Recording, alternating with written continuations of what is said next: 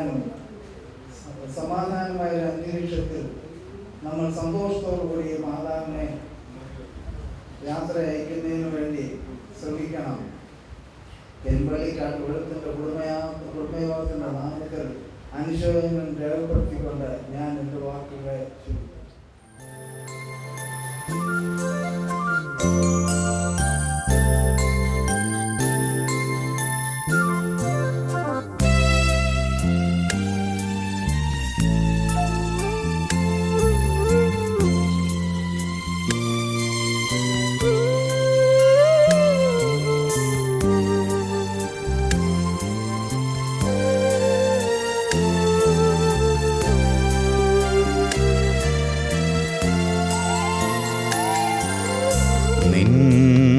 സന്നിധി മതി യേശുവേ, നിൻ പ്രസാദം മതി എനിക്ക്. വൻ ദുഃഖങ്ങളിലും നിൻ സന്നിധി മതി, നിൻ സന്നിധി മതി ഇന്നുമെന്നും.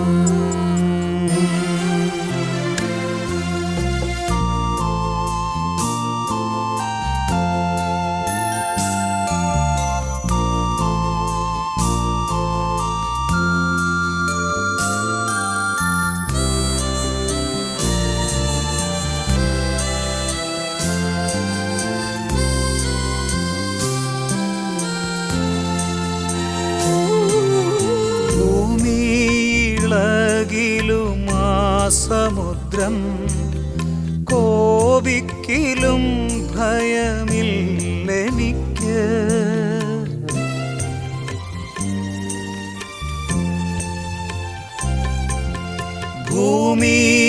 ഭൂമിയിളകിലും ആ സമുദ്രം കോപിക്കിലും ഭയമില്ലെനിക്ക്.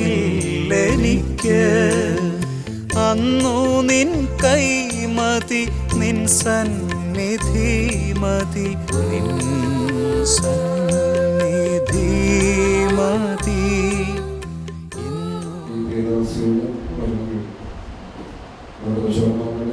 വീട്ടിൽ നിന്ന് അഞ്ചിലേക്ക് കുടുംബത്തെ പ്രതിനിധീകരിച്ച് പാസ്റ്റർ PK ജേക്കബ് അനുശോചന വാക്ക് യുവനവത്തിനോർത്തുകൊണ്ടാകട്ടെ. ശ്രേഷ്ഠരായ വൈദിക ശ്രേഷ്ഠന്മാർ, ദുഃഖത്തിലായിരിക്കുന്ന കുടുംബാംഗങ്ങൾ, ബന്ധുക്കളായി, ചർച്ചക്കാരായി, അയൽവാസികളായി കടന്നു വന്ന എല്ലാ പ്രിയപ്പെട്ടവർക്കും യേശുക്രിസ്തുവിൻ്റെ നിസ്തുലമായ നാമത്തിൽ സ്നേഹവന്ദനങ്ങളെ അറിയിക്കട്ടെ. ബഹുമാനപ്പെട്ട അച്ഛൻ പറഞ്ഞതുപോലെ ഇവിടുത്തെ ഇളയ മകൻ്റെ ഭാര്യ കുഞ്ഞുമോൾ നിങ്ങളുടെ കുടുംബത്തിൽപ്പെട്ടതാണ്. എൻ്റെ ജ്യേഷ്ഠ സഹോദരൻ്റെ മകളാണ് പ്രിയപ്പെട്ടവൾ. ആ ബന്ധത്തിലാണ് ഇവിടെ കടന്നു വരുവാനും ചില നിമിഷങ്ങൾ വഴിയായിരിക്കാൻ മറുപടിയാക്കി അതോർത്ത് ദൈവത്തിന് സ്തോത്രം ചെയ്യും. ജീവിതത്തിലെ ദുഃഖം നമുക്കെല്ലാവർക്കും ഓരോരോ സമയങ്ങളിൽ അനുഭവമാകുന്നുണ്ട്. പ്രത്യേകാല നാം സ്നേഹിക്കുന്നവർ, നമ്മെ സ്നേഹിക്കുന്നവർ നമ്മോട് കൂടെ അനേക നാളുകൾ ഇടപെടുകയും സഹകരിക്കുകയൊക്കെ ചെയ്തവർ ലോകത്തിൽ നിന്ന് മാറ്റപ്പെടുമ്പോൾ അതേത് പ്രായത്തിലായാലും വളരെ ദുഃഖമുള്ളതാക്കുന്നതാണ്. വേദപുസ്തകം പഠിപ്പിക്കുന്നത് മനുഷ്യൻ്റെ ആയുസ് 70 ഏറെ 80. അത് ദുഃഖവും പ്രയാസവും കഷ്ടതയും ഒക്കെ നിറഞ്ഞതാണ്. ഈ പ്രിയ മാതാവിനെ ഓർക്കുമ്പോൾ നീണ്ട ഒരു ആയുസ് കർത്താവ് ഈ ലോകത്തിൽ ജീവിക്കാൻ എനിക്ക് ഭാഗ്യം കൊടുത്തു.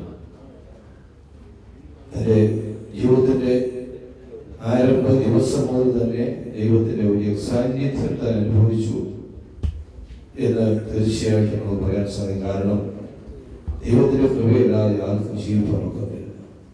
പൗലോസ് പറയുന്നു, ഞാനായിരിക്കുന്നത് കൃപയാലാണ്. അപ്പം നമ്മുടെ ജനനം മുതൽ നമ്മെ ഓരോ ദിവസവും പരിപാലിച്ച് ദൈവമാണ് നടത്തുന്നത്. ആ ഒരു ബോധം നമുക്ക് എപ്പോഴും ഉണ്ടായിരിക്കും. പലപ്പോഴും നമ്മുടെ സ്വന്തം കഴിവിലും സ്വന്തം ആരോഗ്യത്തിലും ഒക്കെ ആശ്രയിച്ച് അഭിമാനിച്ച് നിഗളിച്ചു പോകുന്നവരാണ്. എന്നാൽ ദൈവത്തിന് വളരെ വ്യക്തമായിട്ട് പറയുന്നു, ദൈവത്തിൻ്റെ കൃപയില്ലാതെ നമുക്ക് ഒരു നിമിഷം പോലും ലോകത്ത് ജീവിക്കാൻ ഒക്കത്തില്ല. അകത്തോട്ട് പോകുന്ന ശ്വാസം പുറത്തോട്ട് വന്നെങ്കിൽ മാത്രമേ നമുക്ക് എന്തെങ്കിലും ചെയ്യാൻ ഒക്കത്തുള്ളൂ.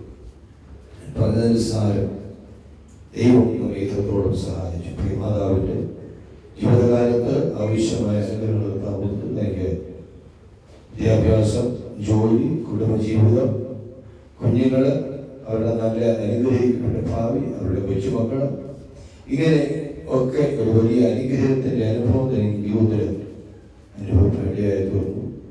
അവസാന നാളുകളിൽ ചില സമയങ്ങളിൽ താൻ ശാരീരികമായി കൂടിയൊക്കെ കടന്നുപോയി. ആ സമയത്ത് പ്രിയ കുഞ്ഞുങ്ങൾക്ക് വളരെ ആത്മാർത്ഥമായിട്ട് പ്രിയ മാതാവിനെ ശുശ്രൂഷിക്കാൻ കഴിഞ്ഞുവെന്ന് വളരെ ധൈര്യത്തോടെ എനിക്ക് പറയാൻ സാധിക്കും. കുഞ്ഞുങ്ങൾ വളരെ ആത്മാർത്ഥമായിട്ട്, അത് ഞങ്ങൾ അഭിമാനമാണ്, വളരെ ആത്മാർത്ഥമായിട്ട് മാതാവിനെ നമ്മൾ നോക്കി. വേണമെങ്കിൽ ആരെങ്കിലും ഒക്കെ ഒരാളെ ആക്കിയിട്ട് ആകാമായിരുന്നാൽ നമ്മുടെ ജോലി കൂടിയോട് വേണ്ട എന്ന് വെച്ചിട്ട് പ്രിയ മാതാവിനെ ശുശ്രൂഷിക്കാൻ സാവകാശം. അതുകൊണ്ട് വേദന ഹൃദയത്തിലുണ്ട് എങ്കിൽ തന്നെ ദുഃഖിക്കേണ്ട, അല്ലെങ്കിൽ കണ്ണുനീർ ഒഴുക്കേണ്ട, അലമുറയിടേണ്ട ഒരു ആവശ്യം നമുക്കില്ല.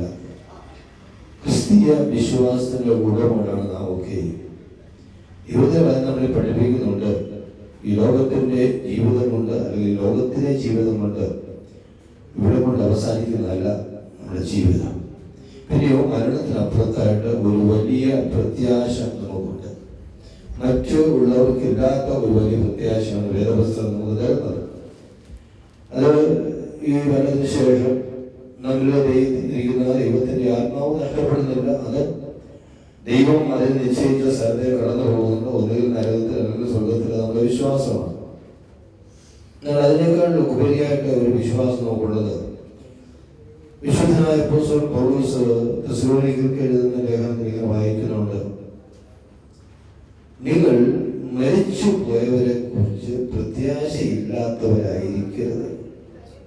കാരണം കർത്താവ് താൻ ഗംഭീരനാഥത്തോടും പ്രധാന ദൂതന്റെ ശബ്ദത്തോടും ദൈവത്തിന്റെ കാരണത്തോടും കൂടി സ്വർഗത്തിൽ നിന്ന് ഇറങ്ങി വരുന്ന ഒരു ദിവസമുണ്ട്. യാതൊരു വ്യത്യാസമുണ്ട്, ദൈവത്തിന്റെ വചനത്തിന് ഒരു വ്യത്യാസമുണ്ട്. അങ്ങനെയാണെങ്കിൽ കർത്താവ് സ്വർഗത്തിൽ നിന്ന് ഇറങ്ങി വരുന്നൊരു ദിവസമുണ്ട്. ക്രിസ്തുവിൽ മരിക്കണം എന്നുണ്ടെങ്കിൽ ക്രിസ്തുവിൽ ജനിച്ചേ പറ്റുള്ളൂ. ക്രിസ്തു ജനിക്കാത്തവരാണെങ്കിൽ മരിക്കാൻ പറ്റില്ല. അപ്പൊ ക്രിസ്തുവിൽ മരിക്കണമെങ്കിൽ ക്രിസ്തുവിൽ ജനിച്ചേ പറ്റുള്ളൂ. ക്രിസ്തുവിൽ ജനിച്ച് ക്രിസ്തുവിൽ ജീവിച്ച് അങ്ങനെ മുമ്പോട്ട് പോകുമ്പോൾ ക്രിസ്തു മരിക്കാറുണ്ട്. അങ്ങനെയുള്ളവർക്ക് പുനരുത്ഥാനം അവകാശപ്പെടാൻ ഒക്കുന്നു. അതാ പറഞ്ഞു, ഞാൻ തന്നെ പുനരുത്ഥാനവും ജീവനുമാണ്. എന്നിൽ വിശ്വസിക്കുന്നവർ മരിച്ചാലും ജീവിക്കും. ജീവിച്ചിരിക്കുന്ന എന്ന് മരിക്കുന്ന ഒരിക്കലും ഒരു നാളും മരണം കാണുന്നില്ല. ഈ ദൈവത്തിന്റെ വചനമൊക്കെ നമുക്കറിയാം. ഒരു കാര്യം വളരെ വ്യക്തമായി ഓർപ്പിക്കട്ടെ പ്രിയപ്പെട്ടവരെ, ഈ പ്രിയ മാതാവിന്റെ മൃതശരീരം ചില മണിക്കൂർ കഴിയുമ്പോൾ സെമിത്തേരിയിൽ കൊണ്ട് അടക്കും. ആവശ്യമായ ശുശ്രൂഷയൊക്കെ നമ്മുടെ മനസ്സിന് ആശ്വാസത്തിന് വേണ്ടി ചെയ്തിരിക്കും. എന്നാൽ അതുകൊണ്ടൊന്നും നമുക്ക് ഒരു ഉയർപ്പ് ലഭിക്കുമോ എന്ന് പറയാൻ ഒക്കത്തില്ല. ക്രിസ്തുവിൽ ജനിച്ചു മരിക്കാനുള്ള താല്പര്യവും അങ്ങനെയുള്ള അനുഭവം ഉണ്ടെങ്കിൽ മാത്രമേ ഒരു നല്ല ഉയർപ്പ് ലഭിക്കാൻ ഒക്കത്തുള്ളൂ. അതുകൊണ്ട് എന്നെ ശ്രദ്ധിക്കുന്ന പ്രിയപ്പെട്ടവർക്ക് ഒരു കാര്യം ഞാൻ ചോദിച്ചിട്ട് വൈകിട്ട്, യേശു കർത്താവിനെ സ്വന്തം രക്ഷിതാവായിട്ട് അംഗീകരിച്ച് ദൈവത്തിന്റെ വചനപ്രകാരമുള്ള ജീവിതത്തിന് മുമ്പോട്ട് പോകുന്നവർക്ക് മാത്രമേ സ്വർഗത്തിൽ പോകാൻ ഒക്കത്തുള്ളൂ. അല്ലാതെ ഇവിടെ നമ്മൾ എന്തൊക്കെ ചെയ്യുന്നാലും എങ്ങനെ ജീവിച്ചാലും ആർക്കൊക്കെ ദാനധർമ്മങ്ങൾ കൊടുത്താലും എത്ര പണക്കാരനായിട്ടോ ഒക്കെ ജീവിച്ചാലും ഒരു പ്രയോജനമില്ല. വളരെ വ്യക്തമായിട്ട് ബഹുശേഷത്തിൽ ധനവാന്യയുടെ ദരിദ്രന്റെ കാര്യം രേഖപ്പെടുത്തിയിട്ടുണ്ട്. നമ്മളതൊക്കെ വായിച്ച് നമുക്ക് അറിയാവുന്നവരാണ്. ഈ ലോകത്തുള്ളവരായിരിക്കുമ്പോൾ ഓരോ സ്ഥലങ്ങളിലൂടെ അവരവൻ ശരത്തിരിക്കുമ്പോൾ ചെയ്തത് നല്ലതാകും തീയതാകും എന്നൊക്കെ പ്രാപിപ്പാടുമ്പോൾ നാമൊക്കെ ക്രിസ്തുവിന് ന്യായാസനം മുമ്പാകെ നിൽക്കേണ്ടതാകുന്നു. അപ്പൊ നാമൊക്കെ ക്രിസ്തുവിന് ന്യായാസനം മുമ്പാകെ നിൽക്കേണ്ടതാകുന്നു. അന്ന് നല്ലവനെ വിശ്വസ്തനെ എന്നുള്ള ആ ഒരു വിളി കേൾക്കുവാൻ നാം ഒരുങ്ങണം എന്നുള്ള ആ ഒരു ആഹ്വാനം ഞാൻ നിങ്ങൾക്ക് തരുന്നു. ദുഃഖത്തിലായിരിക്കുന്ന കുടുംബാംഗങ്ങളുള്ള ദുഃഖം അവരെ കുടുംബത്തിന് വകയായി എൻ്റെ വ്യക്തിപരമായ നിലയിലും അറിയിക്കട്ടെ. എല്ലാവരും ആശ്വസിപ്പിക്കട്ടെ. സമയം അനുവദിച്ച പ്രിയ അച്ഛനുള്ള നന്ദി രേഖപ്പെടുത്തുന്നു.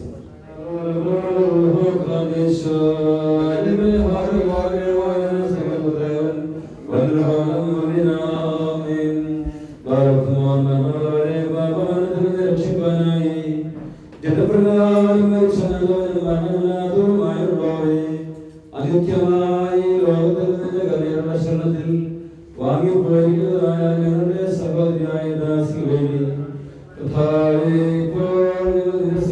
അപേക്ഷിക്കുന്നു.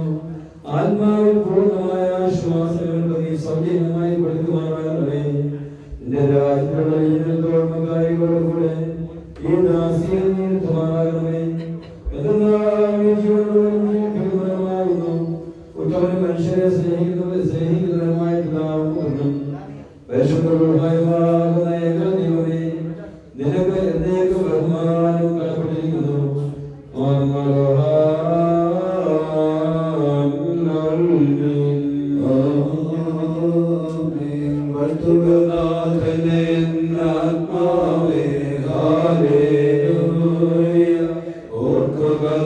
പ്രതിദാനങ്ങൾ അശമൊഴിച്ചവനം ചെയ്യും. ഹാലേലൂയ. വേദനകൾ കേൾക്കും ശമനം പാർക്കുമോ.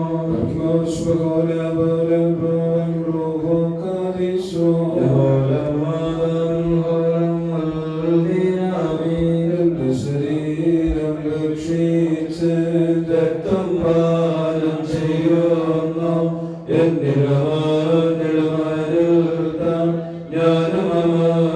ജ്ഞാനമവസാനം ജീവൻ ജ്ഞാനവനെ മൊഴി നിറവേറ്റ വിശ്വാസം മൃതലോകം നിന്മലസീന നോക്കി പാർക്കും നാഥ നിൻ പ്രത്യാശയം നിന്നടിയാരെ കർത്താവെ കൃപയാ ജീവിപ്പിക്കേണം.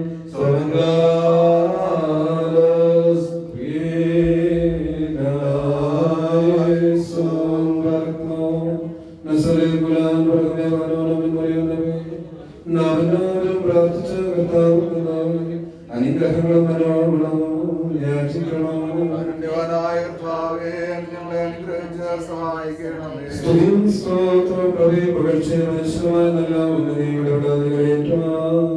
അടിയങ്ങളെ യോഗ്യതയുള്ളവരായി തീരണമേ. മരിച്ചവരെ പുനരുദ്ധാനം ചെയ്യുന്നവരും കപടപ്പെടേൽപ്പിക്കുന്നവരും ജീവനുള്ളവരെ മരിച്ചവരെ നയനവരും സകലാത്മാക്കളെയും കിഴങ്ങളെ ദൈവവും മരിപ്പിക്കുകയും ജീവിപ്പിക്കുകയും പാതാളത്തിലേക്ക് ഇറങ്ങപ്പെടുന്ന കയറ്റുകയും ചെയ്യുന്നവരും മനുഷ്യരുടെ ആയുസ്സിന് ആയുഷ്കാലത്ത് വരുന്ന നിർണ്ണയിക്കുകയും മരണമോഹനത്തിന് അഴിച്ചുകളെയും ചെയ്ത് അക്ഷയവും മനുഷ്യരുമായ ജീവിതത്തിനായി വിളിച്ചെഴുന്നേൽപ്പിക്കുകയും ചെയ്യുന്നവരുമായ കർത്താവിനെ സ്തുതി. തന്റെ ദാസിയുടെ മരണാന്തര ശുശ്രൂഷകൾ നിർവഹിക്കപ്പെടുന്നതായ സമയത്ത് സകല നാളുകളും നേരങ്ങളും കാലങ്ങളും ഞങ്ങളുടെ ആയുസ്സിലെ ദിവസങ്ങളിലൊക്കെയും സ്ത്രീ ബഹുമാനമാരാധനയ്ക്ക് യോഗ്യമാകുന്നു.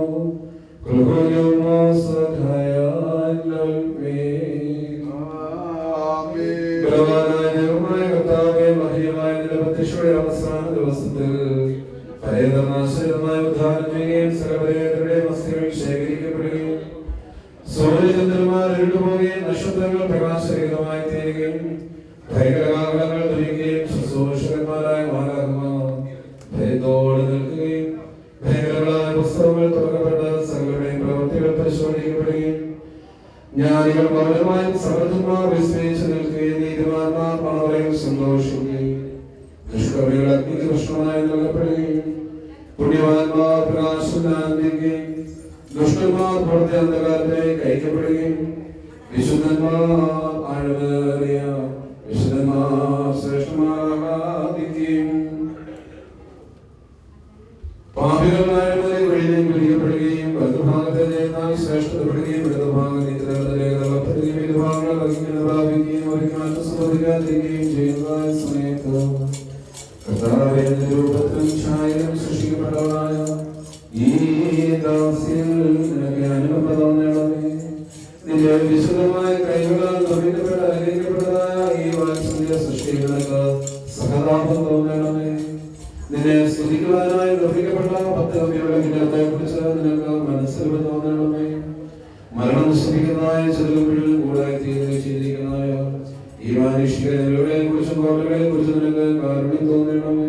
ആത്മാവിനെ കൈപ്പൊടുങ്ങി ദുഷ്ടാത്മാക്കൾ സ്ഥാനങ്ങളിൽ നിന്ന് കാത്ത് മാലാഖമാരാകുന്ന സേനകളുടെ സഹായത്താൽ ഈ ആത്മാവിനെ സംരക്ഷിച്ചുകൊള്ളുകയും ചെയ്യണമേ. കർത്താവേ, നിന്റെ സ്ത്രീവായി ഉപേക്ഷിച്ചവരുടെ കൂടെ തിരുമുമ്പിൽ നിന്ന് ഈ പ്രിയമാതാവിനെ തള്ളിക്കളയരുതേ. കർത്താവേ, നിന്റെ രാജ്യത്തിനെ മഹാത്മ്യത്തെ തിരിച്ചറിയാതിരുന്നവരുടെ പോലെ നരകശിക്ഷയ്ക്കായിട്ട് ഈ മാതാവിനെ വിധിക്കരുതേ. മനുഷ്യപ്രീതിയാൽ ദൈവത്തിന്റെ മഹാകരുണയാൽ ഈ ദാസിയെ ദർശിക്കണമേ. നിന്റെ ദുരിതവാസസ്ഥലത്തുകളെ എത്തിക്കുമാറാകണമേ. കർത്താവേ, ക്ഷണികമോ ഫലപൂർണമായ ജീവിതത്തിൽ അവശേഷിക്കുന്ന പാപികളും ദാസരുമായ ഞങ്ങളെ കാരണപൂർണമായ നിര്യാണത്തിനും നിന്റെ ഭവനക്കാർക്കും വാത്സല്യവാന്മാർക്കും ഉചിതവും പ്രീതികരവുമായ നല്ല അവസാനത്തിനാകണമേ. ഞങ്ങളുടെ പോൽ നിന്റെ രാജ്യത്തിന് അതിനെ വേർതിരിക്കപ്പെട്ടവരാക്കി തീർക്കണമേ. സ്നേഹപൂർവ്വം നീ വന്ന് ഞങ്ങളെ രക്ഷിച്ചതുപോലെ വീണ്ടും തിരികെ വന്ന് നിനക്ക് യോഗ്യമായ നിലയെ ഞങ്ങളെ ഒരുക്കിക്കൊള്ളണമേ. ഞങ്ങൾ നിനക്ക് നിന്റെ ഏകജാതന്റെ പരിശുദ്ധമായ സ്നേഹം സ്തോത്രവും സമർപ്പിക്കുന്നു.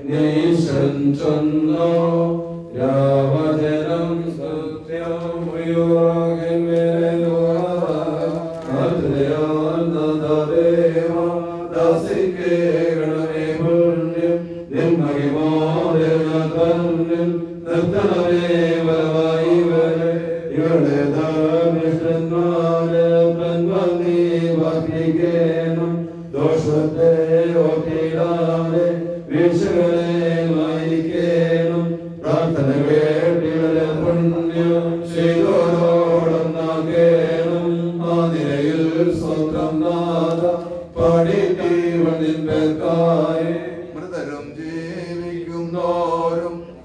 വാഴ്ത്തിടും നിന്നെ എന്നും പുണ്യം നിന്മഹിമോടെ നിർത്തണമേ വരമായി പോലെ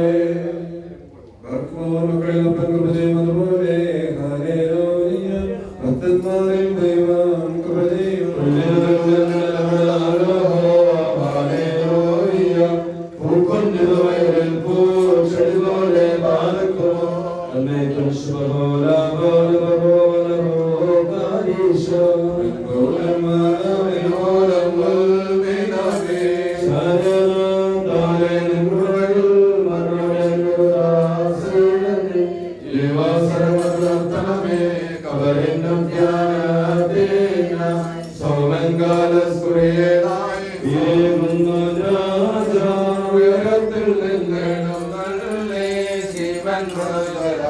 ഏവർക്കും നൽകുന്നു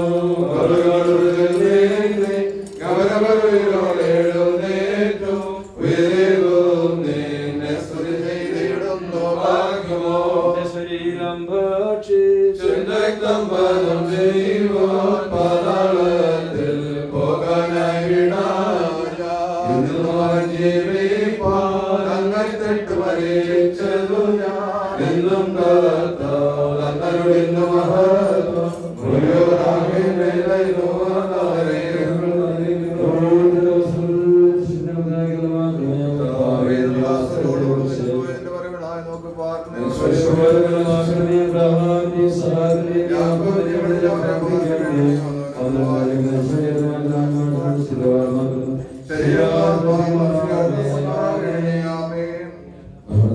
രണ്ടാമത്തെ ശുശ്രൂഷ പൂർത്തീകരണമാകുന്നു എന്നുള്ളതായ ആ വലിയ ബോധ്യത്തോടുകൂടെ ഈ സമയങ്ങളിൽ ആശ്വാസഗീതങ്ങൾ പാടുകയും തിരുവചനം വായിക്കുകയും ഒക്കെയും ചെയ്യേണ്ടതായ സമയമാണ് എന്ന് പ്രത്യേകമായിട്ട് ഓർമ്മപ്പെടുത്തേണ്ടതായ കാര്യമില്ല എന്നറിയാം. ഇതിൽ തന്നെയും മാസങ്ങൾക്ക് ശേഷവും വർഷങ്ങൾക്ക് ശേഷവും ഒക്കെ നിങ്ങൾ പരസ്പരം കാണുന്നതായ സന്ദർഭങ്ങളാണ്. ഇതിൽ തന്നെയും ഈ സമയത്ത് ഈ പ്രിയമാതാവിന് വേണ്ടി പ്രാർത്ഥിക്കുക എന്നുള്ളതായ ഉത്തരവാദിത്വമാണ് നമ്മൾ നിശ്ചിതമായിരിക്കുന്നത് എന്ന ഓർമ്മയോടുകൂടെ ഈ ഭൂമിയിലെ ഈ പ്രിയമാതാവിന് നമുക്ക് ചെയ്യുവാനുള്ളതായ കാര്യങ്ങൾ നല്ലൊരു യാത്രയിൽ തുടങ്ങുകയും ഈ പ്രിയമാതാവിൻ്റെ ആത്മാവിന് വേണ്ടി പ്രാർത്ഥിക്കുക എന്നുള്ളതായ ഉത്തരവാദിത്വമാണ് എന്ന് ഓർത്തുകൊണ്ട് കടന്നു ഏവരും ഈ സ്ഥലങ്ങൾ അവരുടെ ക്രിയേറ്റ് സ്ഥലം ഇരിക്കുകയും തിരുവചനം വായിക്കുകയും ആ പാട്ടുപാടിയൊക്കെ ചെയ്യുന്നതായ സമയത്ത് അതിൽ സംബന്ധിക്കുകയും ചെയ്യണം എന്നുള്ളതായ കാര്യം ഓർമ്മപ്പെടുത്തുന്നു. ഈ സമയങ്ങളിൽ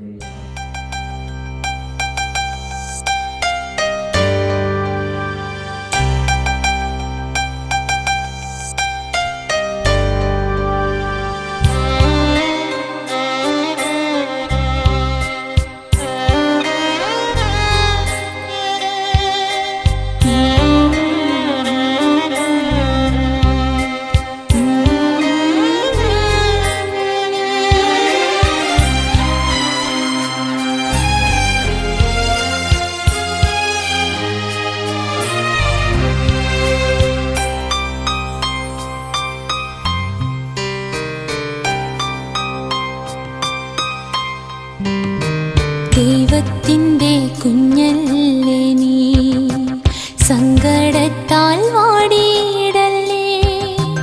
ദൈവത്തിൻ്റെ കുഞ്ഞല്ലേ നീ, സങ്കടത്താൽ വാടിയിടല്ലേ. സഹനങ്ങൾ കൃപകളാക്കാൻ യേശുവിൻ്റെ ക്രൂശിൽ നൽകൂ. ദൈവത്തിൻ്റെ കുഞ്ഞല്ലേ നീ, സങ്കടത്താൽ വാടിയിടല്ലേ. സഹനങ്ങൾ കൃപകളാക്കാൻ യേശുവിൻ്റെ ക്രൂശിൽ നൽകൂ. ദൈവത്തിൻ്റെ കുഞ്ഞല്ലേ നീ.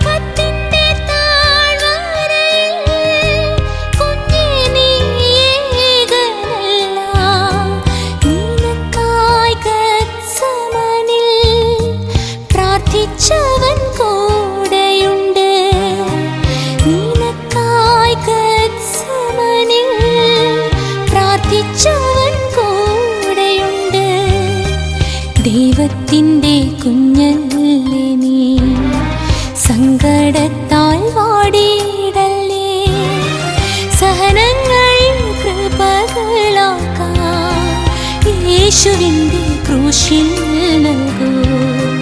ദൈവത്തിൻ്റെ കുഞ്ഞല്ലേ നീ.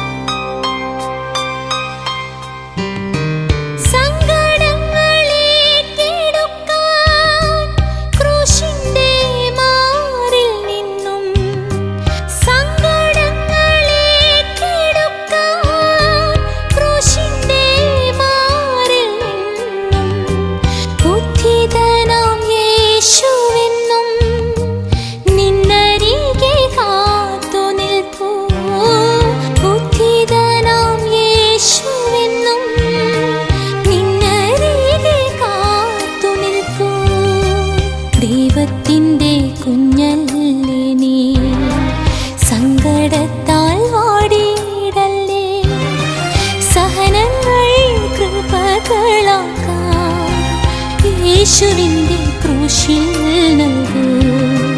ദൈവത്തിൻ്റെ